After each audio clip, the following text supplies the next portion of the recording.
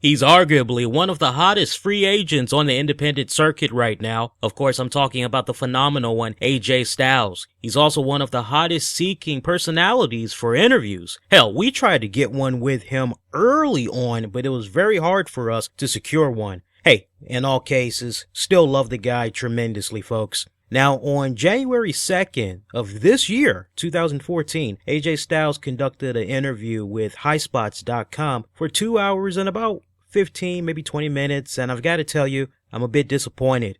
I'll tell you why later. The interview begins with AJ talking about his love for the independent circuit and how exciting it is to be back in it, despite losing touch with it over the past several years due to the way his contract was structured with TNA Wrestling. They locked him in a way that saw him not able to work indie promotions unlike some talent. Remember, TNA, they don't mind their talents doing events for other promotions, so as long as they don't appear on TV, pay-per-views, DVDs, etc. A little bit hindering when you think about it. Now, AJ would admit that the way TNA locked him in hindsight was a little bit deceitful on their part, as he wished they would have came clean about making him an exclusive to TNA. And while we're on the subject about appearances, AJ would bring up his number of house show appearances, as on top of his TV appearances that he did in the last year, he did about over 70 house shows, maybe a little bit more. Again, this according to AJ.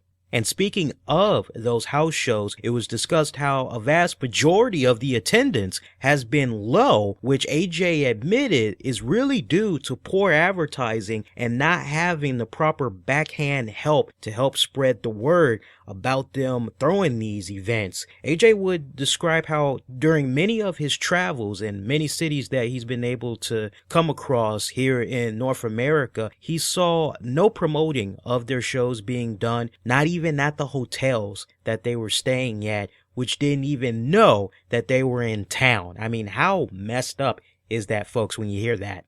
AJ revealed some interesting tidbits of WWE versus TNA as far as base pay and royalties for wrestlers trying to make money goes. In the WWE, as we all know, there's a lot of factors that come into play to help determine a wrestler being able to have a pretty good hefty payday for a particular night. Of course, you got the attendance for the live shows, the number of ticket sales, number of house shows that they're doing, the pay-per-view buy rates, and of course the biggest one of all, the merchandise sales, which is the main source for a lot of promotions, definitely for WWE.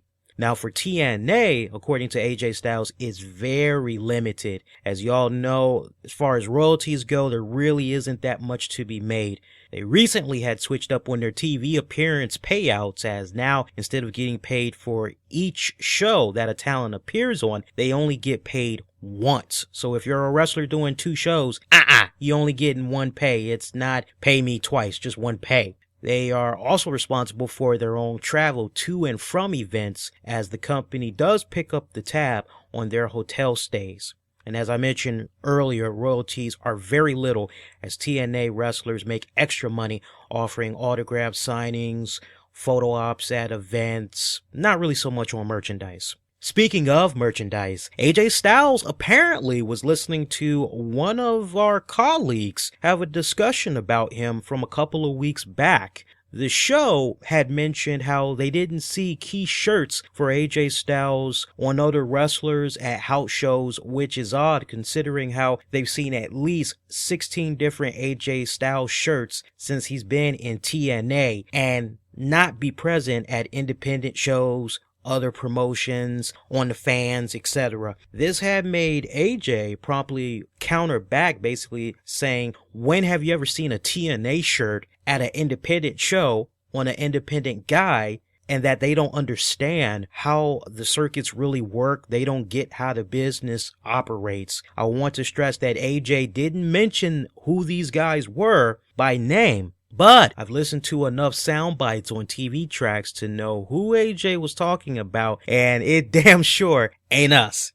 The conversation soon switches up to AJ having any regrets about being with TNA for so long and possibly missing the chance to be something big in the WWE, and honestly, he doesn't. As far as he's concerned, he enjoyed his time in TNA, and doesn't have anything to say bad about his time in the promotion. He's not hung up on the what ifs. Speaking of WWE, they have not contacted him, which he finds odd, but he's not tripping over it, as all he cares about right now is being able to provide for his family.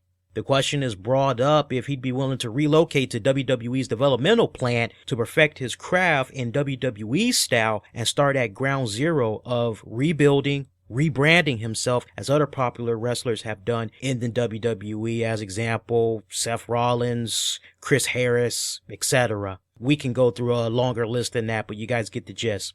He said it would be very hard for him to do because for 11 years he's been nothing but a TNA guy. Wrestling fans know him as the face of TNA. They identify him with that particular promotion, with that particular brand. He's not sure if relocation is something he wants to put his family through, as he's worked very hard for what he has now. AJ would, however, say that if WWE wanted him to come to their center to train maybe once every week or every other week, something to that effect, he'd be more than happy to do so, but stress it's a line he'll cross if he gets there.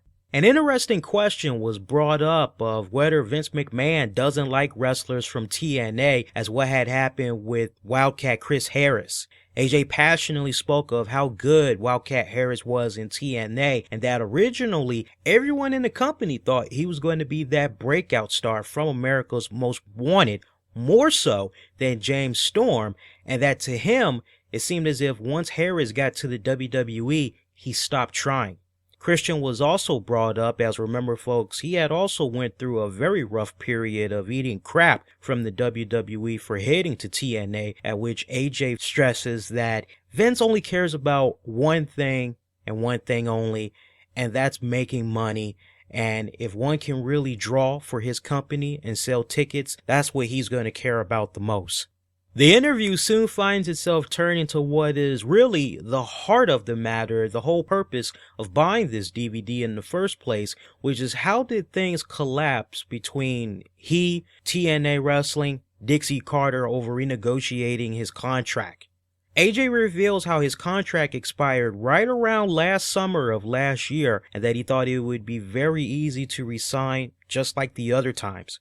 They couldn't agree on several items, and he decided to go with an extension until December 2013. It didn't really settle in his mind that he wouldn't be re-signing with them until Christmas afterwards, as his extension expired just a week prior to Christmas. The question is brought up on why this is even an issue, as Dixie Carter should be having his back. AJ reveals that he doesn't think Dixie has that type of power anymore in those respected aspects of the business, probably as a result of some previous decisions like bringing in Hulk Hogan and Eric Bischoff. The contract he previously was under was for 5 years. This new one they tried to give to him was only for a mere 2 years, which he felt was a real slap in the face, as they tried to also offer him 50% less from what all was in his previous contract. Without going into detail, AJ would stress that it's not all about the money, but standing his ground and get what he feels he deserves after busting his butt for the company for 11 years, a company he's tried to help put on the map. Despite everything that's been going on, he admits that he and Dixie are still friends. Things soon switch up to him returning to the Ring of Honor promotion, and at this point, it's about 2 weeks until he returns to that promotion in real time. AJ admits how excited he is, but at the same time, he's on a mission with ROH. That mission is to do everything possible to give ROH as much exposure as he can. He also wants to help elevate the guys there and make lots of money, because when he and the people he's working with are making money, then business is booming. Flip side to this though, AJ also says that he does not want to alienate the ROH fans into thinking that this is going to be some type of a revolving door of rejects, veteran talents, basically kind of similar to what all was going on in TNA wrestling. AJ hasn't been keeping tabs on who's who in ROH, but is aware of the fact that now from the business standpoint, Sinclair Broadcasting now owns all of ROH, and he likes the idea of them owning it, but can't help but stress that hopefully Sinclair Broadcasting will take its time in the growth development and go at a very slow pace and not end up like TNA Wrestling was doing, especially once they brought in Hulk Hogan and Eric Bischoff. You heard me right, folks. Before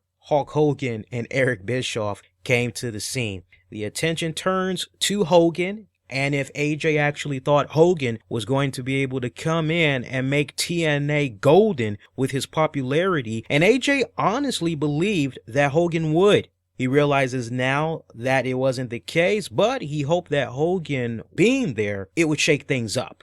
AJ recalls how upset he was not seeing Hulkster plugging TNA during his promotional tours, interviews, etc. There was one case where he remembered Hulk Hogan appearing on TV, and he recalled seeing and hearing the graphic WWE superstar or WWE legend Hulk Hogan, not TNA Wrestling's Hulk Hogan. The thing he noticed most was that no one talked to Hogan to make sure he was plugging them.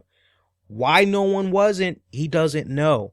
There is one positive thing, though, that AJ spoke of about Hogan, which is that he had a great mind for thinking outside of the box. Hogan had the ability to listen to guys, help them fine-tune their matches or ideas to perfection. That was one good trait that he really did enjoy from the Hulkster.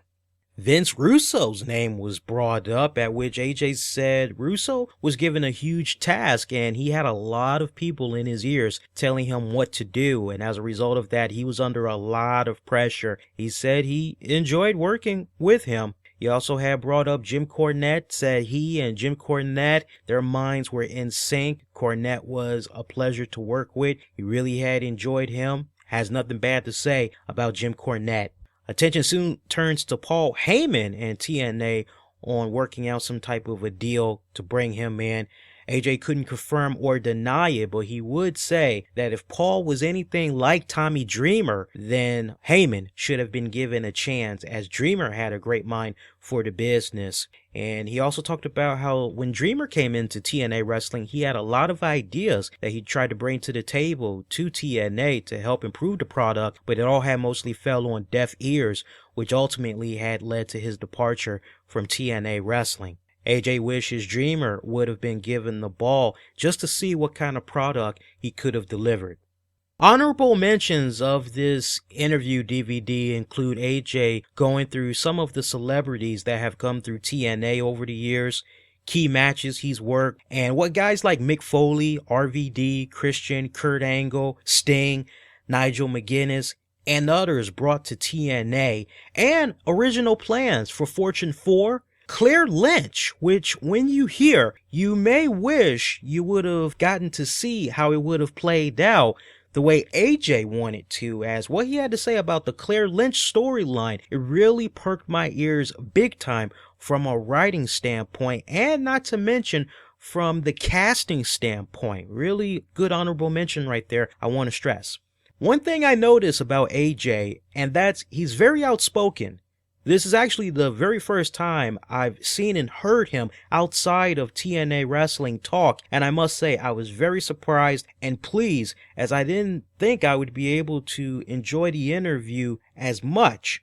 Now on the flip side to that, I'm also a little bit disappointed that AJ didn't be more vocal in the company whenever things were going on, like for example RVD coming into the company, beating him for the title, Hulk Hogan, standing up for Tommy Dreamer, just basically being that true torchbearer for the company that has the stroke, like how John Cena, CM Punk are to the WWE or any other wrestling promotion that has veteran talent that's highly respected.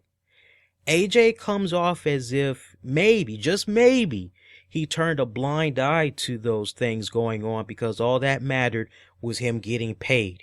He does state several times during this interview that he cares most importantly about trying to support his family, and I think any man would respect and appreciate that. That's just it though. There's going to work, get that money, and then there's putting your foot down when you see there's some stuff going down that you know shouldn't be going on, and you're speaking up, you're being a true in-ring general.